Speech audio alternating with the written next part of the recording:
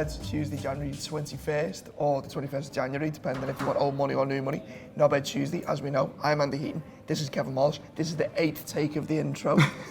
All his fault for a change. Well, yeah, for the change. Nailed it in one last week as well. You did, mate, well done. Yeah. We nailed it the one the week we had the product placement as well. Was that when you knackered it? Yeah, you did. So you were like a perfect team, viewers. Yeah, Ant and Dick. Dick and Dick, more like Bucklehead, yeah.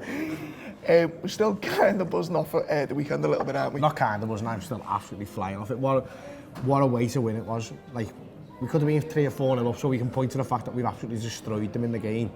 But then they've had the sort of faint hope that something might go their way, and they get a couple of corners late on, and there ends up for it. The end's still full, and then we go and do what we did, and then obviously the cops sing and we're going to win the league. It must have been a dagger to their hearts, mustn't it? The knockout blow at the end. It really was a knockout blow. And plus with it being with Salah as well, I haven't watched it back on like Match of the Day, people going on about how he's never scored against them. And on Match of the Day, I think it's Guy Mowbray said, maybe he's destined never to score against them about 2 seconds before he slides it into the goal. See, I've got to think about this. We'll talk about Man United in the second half of the show, but I'm not entirely convinced they don't do re-edits over the commentary to make it sound almost prescient. I'm never going to be able to unhear that now. So no matter what, if I ever hear a great bit of commentary again, you've ruined it for me. We should edit that out to use that to deal with it. All I'm saying is back in the day when I had a proper job and people weren't dropping things right behind the camera, I used to cover Championship and League football, and I think I might have collared someone doing the BBC doing a re-edit before the sending off, saying, oh, we need to be careful, another one of them, he might go. But he never said it live at the time. See? I'm devastated to have heard that, so let's carry on. Kylian Mbappe, talking about world class. He's been talking about Liverpool for feels like the, I don't know, 100th time in about 3 months. What are you hinting at, Kylian? Is there a move you'd like to make? Talks about Liverpool, and he calls them a machine. Talks about, you know, they just keep going game after game, they just win, they don't lose. Talks a little bit about Trent, says Trent's an incredible footballer, copying his celebration as well. I didn't see the Trent bit actually, I only seen the talking about those bit. Yeah, calls him amazing. Flirting a little bit again. Listen, but obviously it's... And why wouldn't he? He's only human, he's got eyes in his head, and it's like we're genuinely at the moment the best team in the world. Like there's no doubt about it, there's no competition. Like Kev Walsh in the Paradox. Exactly, yeah, like a perfect team. But obviously Kylian Mbappe is probably looking at PSG, and he's one of them players who I think will probably move 3 or 4 times in his career, a bit like the Neymar type of thing, and he's got to have eyes on his next big move. So, listen, Real Madrid would naturally have been the place you'd looked for the last 20 years. They're not that great, are they? Liverpool are absolutely unbelievable. Jurgen Klopp is a manager, even if he wasn't winning everything, you'd still love to play for him. Kylian Mbappe must be looking at him thinking, how good am I already? And look how much he's improved some other players to levels that they thought he'd never get to.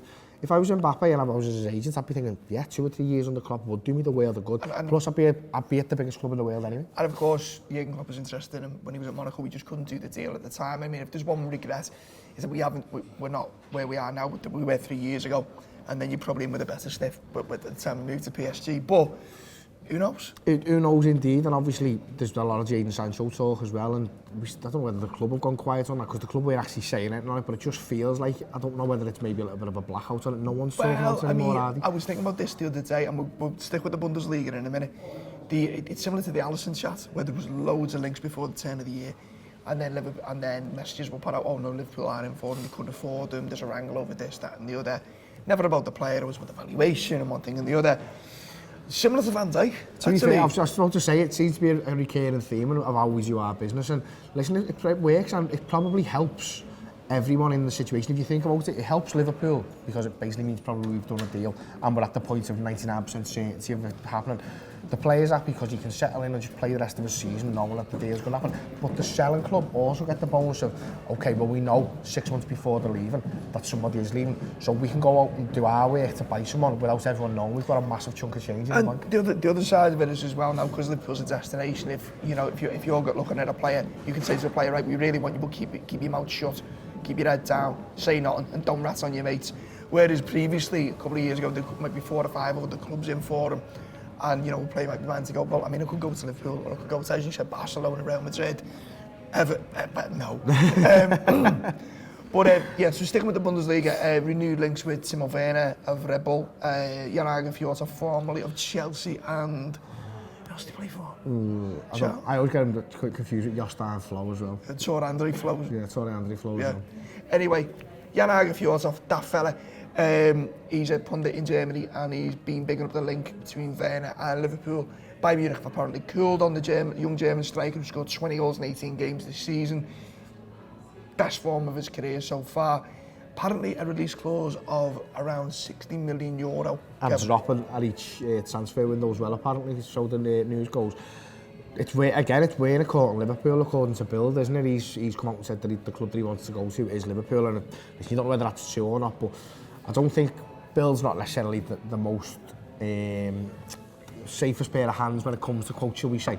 But by the same token, it wouldn't be a surprise if it's not him directly, it's his agents or whatever. Either trying to scare up interest, or again, he actually does want to come to Liverpool. The issue you've got, obviously, is I've been one saying it. I thought maybe Salah would go this year, but I just see a renewed vigour in him. So, the other day against Man United, you like a bit of vigour, don't you? I do. The other day against Man United, he was the one who was doing what Sadio Mane normally does.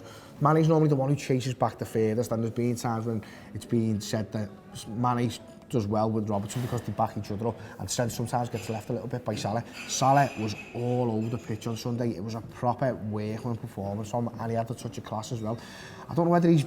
I don't know. If I was Salah, I think maybe his career trajectory, he was thinking, well, yeah, I will go somewhere else because he wants to be like the #1 in the world. But again, he might be best served staying at Liverpool. So if he's going to stay, you're not going to get rid of Firmino because he's absolutely unbelievable and probably irreplaceable. Sadio Mane's in probably at the moment the best player on the planet. You start looking at the likes of Timo Werner and thinking he's a great player. I'd love to have him in the team, but then where's he going to get in? So when players like him are saying, I want to come there, it probably says as well that they're willing to come and work hard to get a place. And then you've got AFCON next year as well, which will be moved back to January. I mean, we'll get into that. I'm sure that if this develops, we'll look more at that. What do you prefer, Vim or Vigour? Both. Speaking of Vim and Vigour, and we're going to be talking Man United in the second half, here's a little clip of the second look. I want to talk about some of our players then, Phil, and the good performance in this game. I want to start with a man that I think probably still doesn't get as much credit as he should, and that's Wijnaldum. I mean, once upon a time, he was sort of, there's a section of Liverpool supporters, if you like, online anyway, sort of referring to him as the ghost and saying, like, they didn't really know what he did and that kind of stuff. I think it's really evident what he does now, and like every game now, it seems like he's really standing out as a player that's central to what Liverpool are doing. In terms of his stats, then 51 touches, 85.3% completed passes, so that's 29 out of 34. 13 passes in the attacking third, 2 inside the penalty box, created 1 chance. 3 out of 5 take-ons completed, 3 ball recoveries, 7 ground duels won. He was not dispossessed throughout the game. 2 out of 3 aerial duels won, 2 out of 4 tackles completed. And yeah, he's another, it's another bit of an unsung hero type performance. I mean, we'll talk about Van Dijk and Henderson as well, who were the two I felt emerged with the most credit when I heard people talking. But he deserves loads of credit, doesn't he, as well? I thought him and Henderson as a two yesterday were absolutely tremendous. They were absolutely fantastic.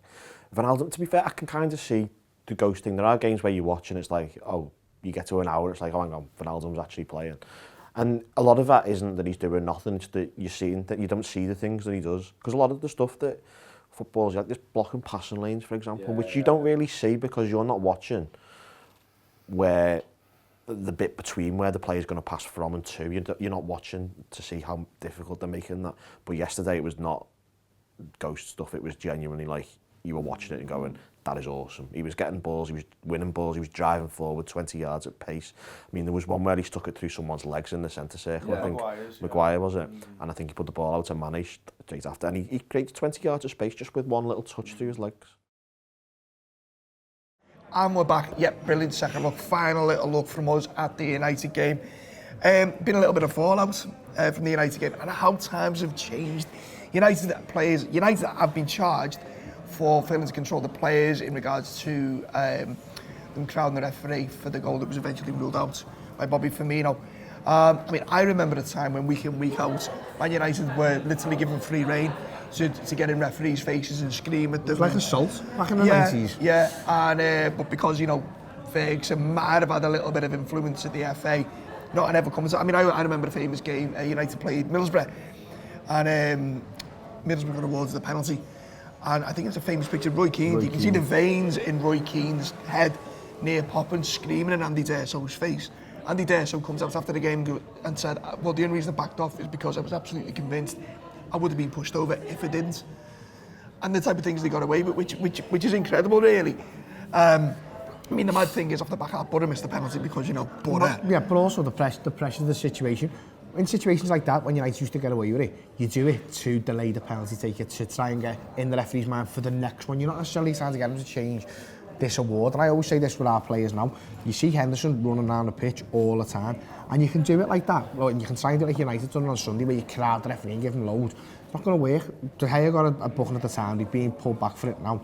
But Henderson does it for 90 minutes every week. He's constant. If you watch him, he's constantly just like that. And it's not all aggressive either. Sometimes it's just talking, but he's constantly there, letting the referee knows that he knows what he's doing as well. So the referee, even if it's only 0.01% chance of changing the thing, it'll come off for you once. It's the way you're doing it. It's the way you cleverly do it. A club like United, they seem to be getting everything wrong at the moment. And this is just, sometimes you'd be like, oh, well, at least you've got a bit of passion.